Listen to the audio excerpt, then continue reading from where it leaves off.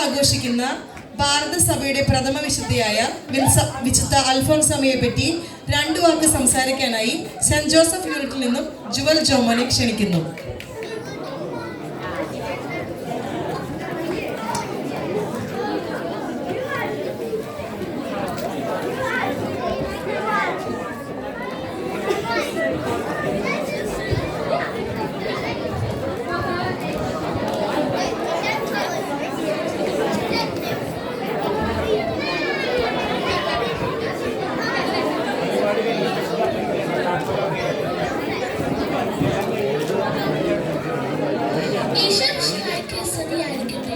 ബഹുമാനപ്പെട്ട വൈദികരെ, അധ്യാപകരെ, മാതാപിതാക്കളെ, എൻ്റെ പ്രിയപ്പെട്ട കൂട്ടുകാരെ, ഈശോയുള്ള പരിധിയില്ലാത്ത സ്നേഹവും പരാതിയില്ലാത്ത സഹനവും മൂലം വിശുദ്ധിയുടെ പടവുകൾ ചവിട്ടിക്കേറിയ ഭാരതീയരുടെ ആദ്യ വിശുദ്ധിയാണ് വിശുദ്ധ അൽഫോൻസാമ.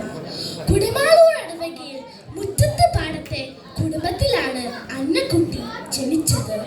ചെറുപ്പത്തിൽ അമ്മ മരിച്ച അന്നക്കുട്ടിയെ പേരമ്മയാണ് വളർത്തിയത്. അന്നക്കുട്ടി കൊച്ചു കൊച്ചു നല്ല കാര്യങ്ങൾ ചെയ്ത് വിശുദ്ധിയുടെ പാതയിൽ എത്തിയത്. പേരമ്മയുടെ വളർത്തൽ, കഠിന ശിക്ഷണം, കല്യാണം ഉറപ്പിക്കൽ, ഉമിത്തിലെ സഹനങ്ങളെല്ലാം സന്തോഷത്തോടെ സഹിച്ചു. ചെറുപ്പത്തിൽ ഒരു കന്യാസ്ത്രീ ആകണമെന്ന് ആഗ്രഹിച്ച അന്നക്കുട്ടി പ്രതിസന്ധികൾ മറികടന്ന് 1936 നിത്യവ്രതം വാഗ്ദാനം ചെയ്തു. ഈശോയുള്ള സ്നേഹത്താൽ എല്ലാ സഹനങ്ങളും സന്തോഷത്തോടെ സഹിച്ചു.